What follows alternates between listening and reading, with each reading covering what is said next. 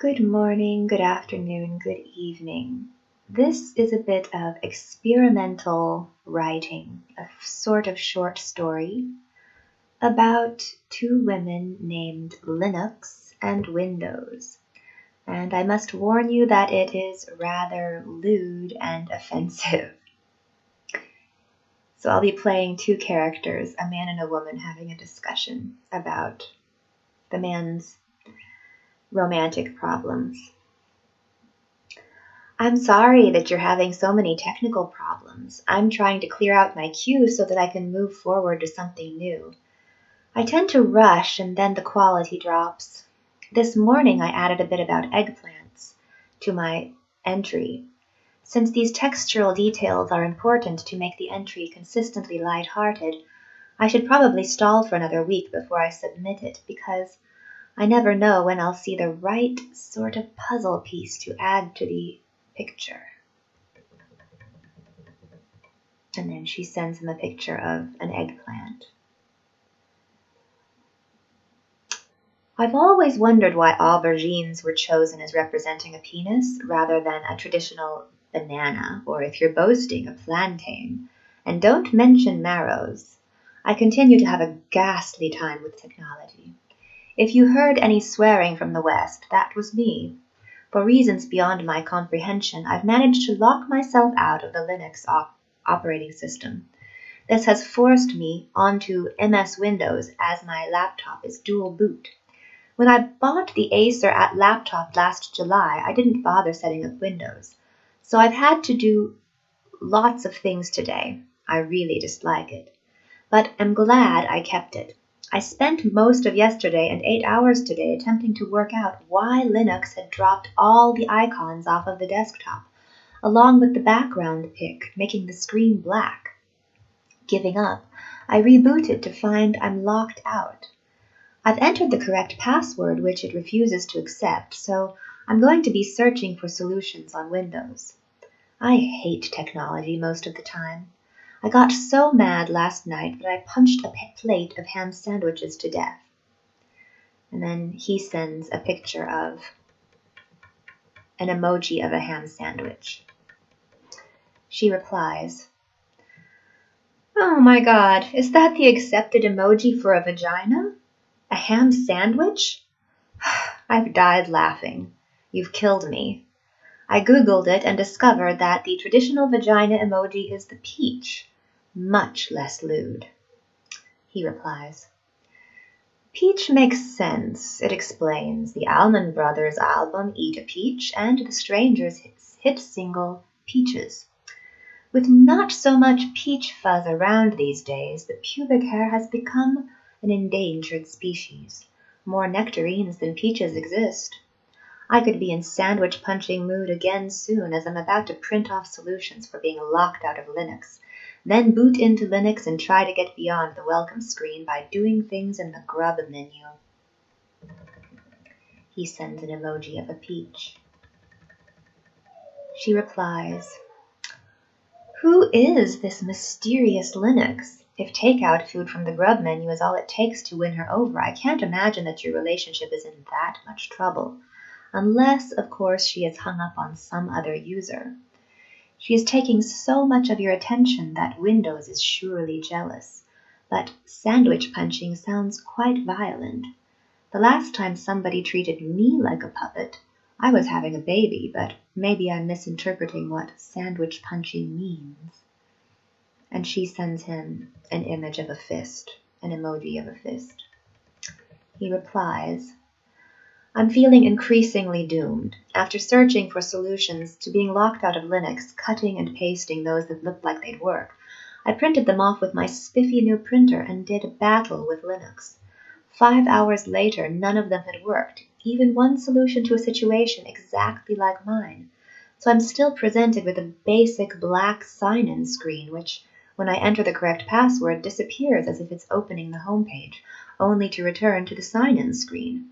It feels like I've done something insulting to Linux, that I've been banished to Windows. I've even tried changing the password deep in Grub, but that didn't alter a thing.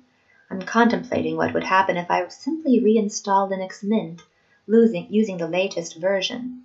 I know that it wouldn't overwrite the old distro, but would I be able to access the previous version, and would I be able to access all my files? I feel like I'm the only person in the world with this problem. It's times like these that I realize how useless search engines are at understanding English. Put more than 5 words in the search box and a computer presents you with totally irrelevant answers. If a computer were a person, they'd be the village idiot. I've got nothing to lose, so I'll be doing a reinstallation today. I hope that your weekend was more pleasant than mine. She replies, So you've gathered some appropriate love letters, printed them out, and sent them to Linux, but she still locked you out. You asked to take her to a nice restaurant, and she turned that down too. Grub is usually enough to fix most problems, so this one must be more serious. I bet she has reevaluated her priorities. That, or there is another user logged in. Or maybe you wore a shirt that she didn't like. It is tough to tell sometimes. I picture this Linux as an aging ballerina. She came to the discipline with the hopes and dreams of a bohemian artist, but soon realized that freeware ballerinas are historically primarily prostitutes with eating disorders and deformed feet. All of that jumping takes a toll on the joints, and every dancer I've ever known becomes extremely creaky in her later years, even if she was built like a racehorse in her prime. Sure, you could get another version of Linux. Women of her age and occupation are all quite similar. But that would ensure that the old version is long gone. You'd have to start from scratch with the new version, reinstalling all of your files so that she knows what you like and what you expect. Quite troublesome. And the language issues could be worse than they are with the search engines. Then again, you don't choose software for its ability to think. You just need it to keep your laptop in operation, and millennial operating systems and search engines are cheap, especially if they were developed in a low-income country. Nevertheless, every time they get downloaded by a man in his 60s, it is like a modern version of Prima Nocta. Not a great idea.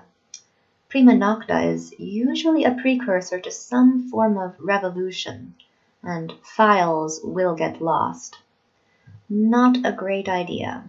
You've gotten yourself into a mess, and I do not envy you or her.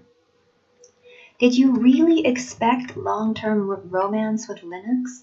Or did you go in knowing that it was a short-term business arrangement? Was Linux really free, or did she take up a lot of time and money for expensive add-ons?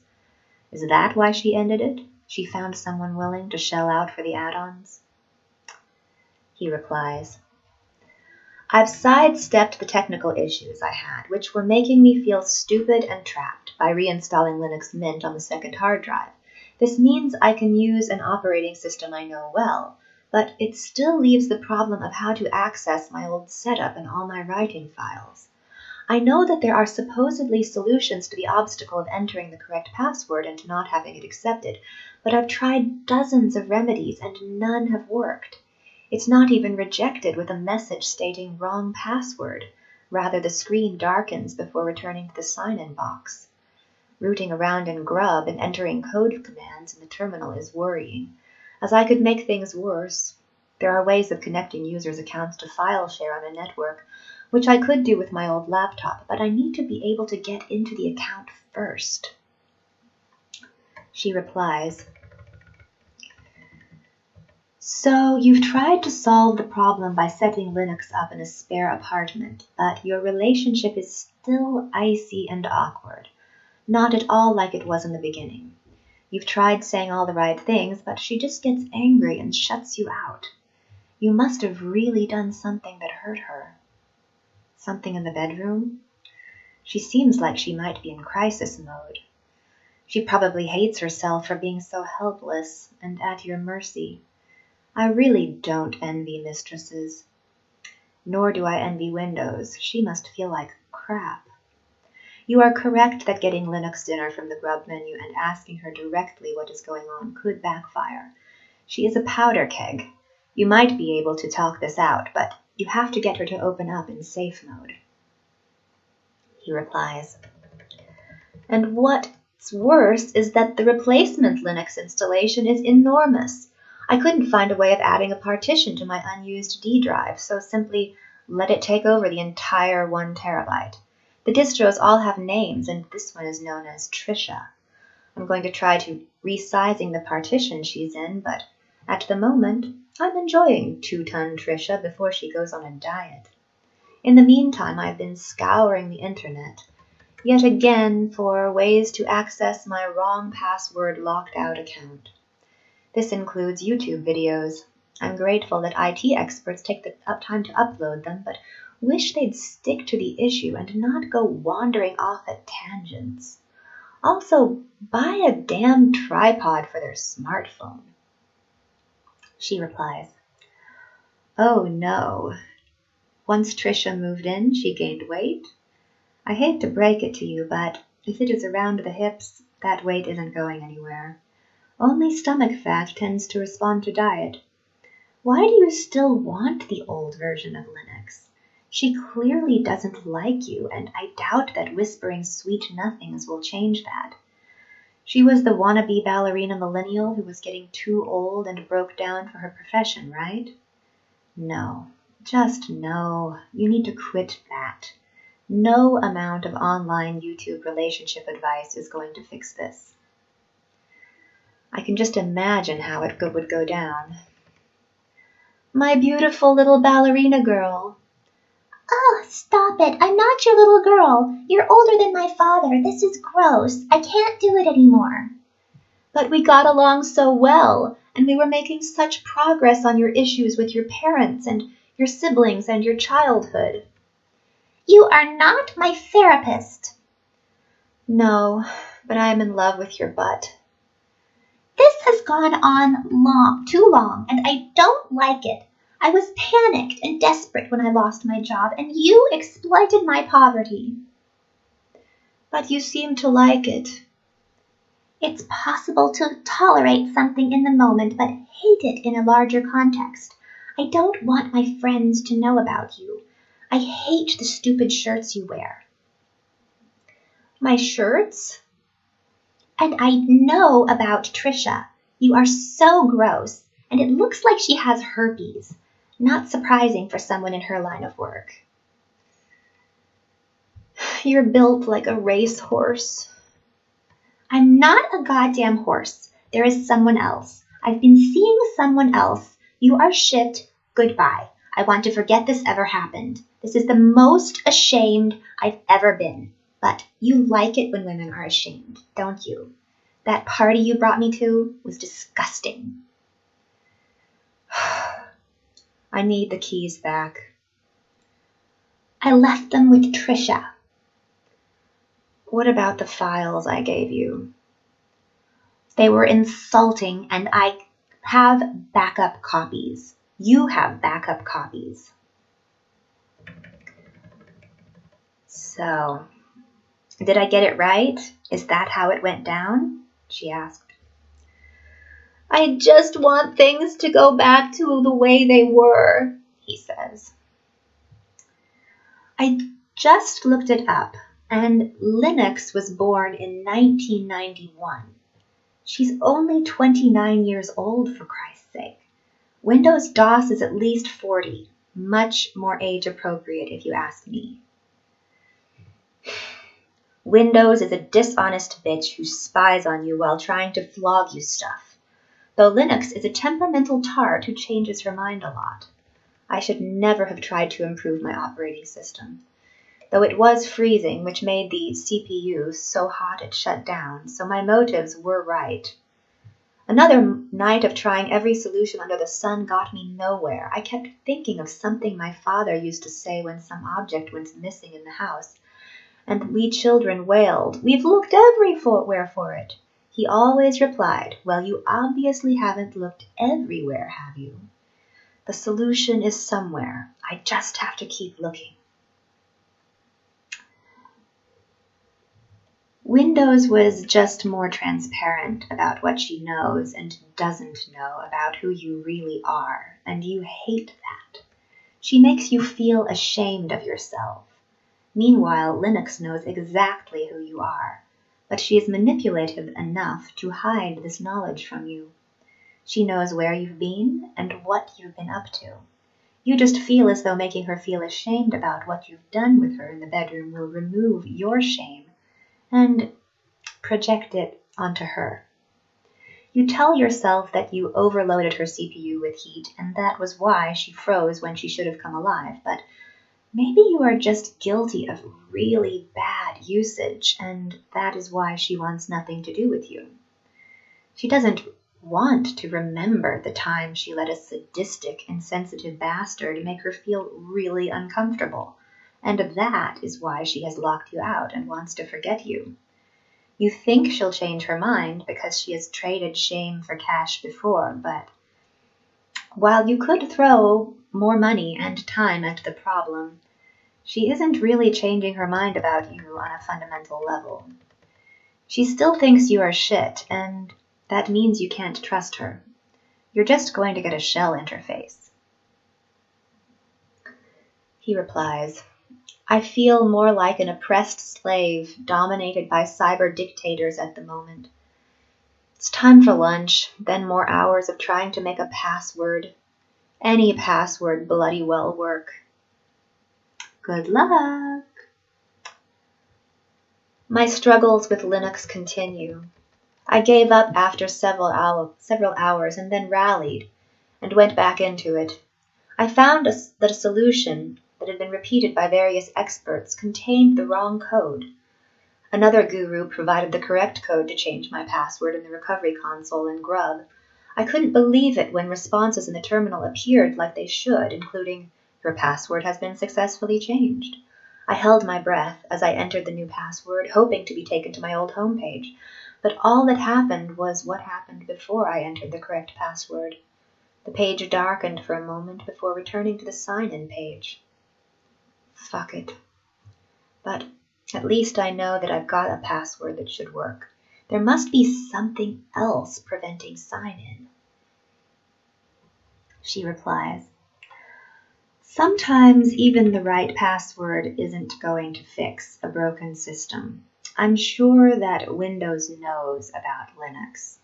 Maybe they've been in contact. If Windows told Linux about some of your past dual boot operating systems and what happened with them, your efforts may be futile. Windows surely knows about Linux, but how did you keep your family from finding out about Linux? Wouldn't they be disgusted with you for using such a young system? Did you tell them that she was your cleaning lady or housekeeper? You know that if you find the right password or figure out what is preventing the login and she sticks around, you are preventing her from moving on to someone more appropriate, someone who actually is capable of loving another human being. Dancer, mistress, prostitute, toilet scrubber is the natural progression if you keep trying to find a workaround. It must be noted that scrubbing toilets is considerably less dirty than prostitution. At least she wouldn't have to lick the toilets. I've just had another ghastly 10-hour day of getting nowhere. Or rather, I feel like I'm getting closer to something, but whether it's a complete remedy, I don't know yet. It may be to do with the order that partitions and disks boot in. It's easy to change the boot order for operating systems, but trickier to make partitions and disks queue and appear. Also, I found a boot repair tool, which I dimly recall using 6 years ago in Windows, that supposedly finds all of the operating systems and their passwords and reestablishes order. Except I couldn't get it to work, but I was exhausted, so I'll have another go tomorrow. She replies, you have 3 operating systems on your laptop and you need to establish order. I hate to say it, but no sane person has 3 operating systems on his laptop. It just doesn't make sense. You've got an incorporated wife, Windows, an overweight prostitute with herpes, Trisha, the recent Linux replacement, and a 20-year-old broke down ballerina, the original Linux. He replies, my situation is even more complicated than you described, in that I've got what appears to be the ghost of a Linux Mint operating system on my laptop. One that I don't recall installing. I only got my laptop last year and I was already using Linux 19 then, but the boot list shows Mint 18.3, which is 3 years old. Thus, I've got 3 Linux Mint and 1 MS Windows 10 to deal with. But the one I want to get next to won't answer my calls. I'm going to try the boot repair tool again tomorrow to find a way into her heart. She replies, you don't think your wife, Windows, is causing the trouble? You think that the ghost of a woman you briefly knew 3 years ago but don't recall sleeping with is interfering with the relationship you are presently pursuing with a broke-down ballerina? It must be terrible to be so sought after. Now you are the one who sounds like a temperamental tart. The more I think about it, this broke-down ballerina might be cleverer than I thought. At least on an unconscious level, those who play hard to get are irresistible to a certain sorts of people. You must really want to be the sort of man who has a broke-down ballerina on his arm. In some circles, broke-down ballerinas like Linux are like a nice pair of shoes or a subtly expensive, non-flashy watch. In other circles, they just make you look trashy and desperate for status symbols. Status symbols don't come cheap, though, and they tend to run off with the highest bidder. I bet that this ghost operating system is a spy or passenger which accompanies each Linux installation. When you installed Trisha, the ghost gummed up the works and destroyed the functionality of the original Linux. That, or you made uncomfortable in the bedroom by overstepping some boundaries. He replies, I had pondered if I'd mucked up something to do with permissions and root, but I've claimed ownership in the right way, I think, in the latter Mint 19.3 distro I downloaded. I can't access the grub and the rescue module of 19 as me, only as a guest user, and I don't know what difference that makes anyway. I don't think that altering settings on one distro interferes with what I did on another distro, but it could.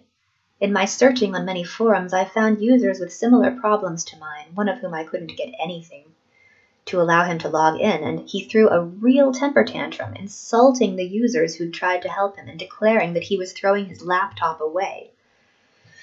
I'm going to try the miracle repair tool now. She replies, if you think that Linux won't notice that your login technique has changed since you started up with Trisha, you're wrong. There are little suspicious changes that can't be explained any other way. That, or the ghost of operating systems past, is responsible. Either way, you've lost her permissions. I doubt that power tools are going to work. Bad vibes don't heal hearts. You'll just overheat the CPU and cause it to freeze up. And wasn't that the start of this whole fiasco? And now for a letter from Linux to herself. I am 5 feet 7 inches tall and I weigh 115 pounds. I dance my best at 114 pounds, and that is why I am taking in 1,600 calories per day instead of 1,800 calories. That should put me on track for my performance weight. I have an audition coming up and hope to get back into the scene after a break I took. That I regret. I keep a food diary with calorie estimates, and I'm in the studio sweating, stretching, and working hard every day for 6 hours. If I've danced extra hard, I let myself have an extra 200 calories on that day. I do this for the art form and because dancing takes my full focus. Every morning I wake up and have a tofu corn dog while I stretch and use a rolling bar to massage my outer thighs. They tend to get very stiff and sore. My back also gives me some trouble. When I come home, I'll ice my feet and knees and have another tofu corn dog. They are very good. This is my favorite part of my day. I mostly eat prepackaged foods because it is easier for me to estimate the calorie content, and I don't really like to cook. Or rather, I don't know how to cook. When I took a break from dancing due to trouble with my ankle, I lost my position in the company with whom I'd started, and I was absolutely destitute. I took a job at a bar and basically quit eating because I had no money until I decided to meet an old guy who was looking for companionship. He was really nice to me and helped me make ends meet. He didn't ask that much of me at first. He just liked to watch me stretch, and he gave me massages and fed me. I was really hungry and stressed out, and I started to gain weight really fast. Things, of course, escalated, and it didn't bother me that much because in the dark, the age difference doesn't matter that much. I just didn't want anyone to know about him. My weight gain was really scaring me, and I needed to get back into the studio, and that was when he insisted that I come to a gross sex party with him. After that, I decided I could not do this anymore. All of the old men brought model-esque women wearing masks and revealing clothes.